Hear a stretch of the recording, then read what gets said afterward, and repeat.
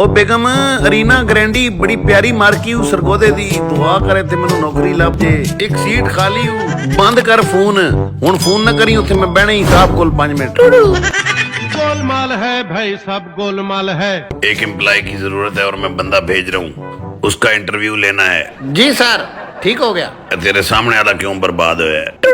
जा जरा बाहर होवे घर टाइम इत्थे ही बैठ रहना है बाहर एक बंदा आई उन्हें लेके आ। गोलमाल है भाई सब गोलमाल है। अस्सलाम वालेकुम। वालेकुम सलाम किनू मिलना है तू?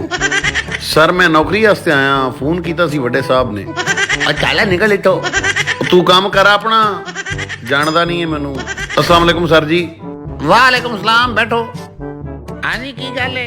सर जी मैं सुनिया ਤੁਹਾਨੂੰ ਇੱਕ ਮੁੰਡੇ ਦੀ ਜ਼ਰੂਰਤ ਹੈ ਮੈਂ ਨੌਕਰੀ ਚਾਹਨਾ। नौकरी तो तेनू रख लांगे तू तस्वर करके सैकंड फ्लोर ते अग लग गई है ते तू कल्ला ही फिरन डे तू अग किदा बुझाएगा? सर जी टेंशन ही ना लो मैं तस्वर ही नहीं करांगा।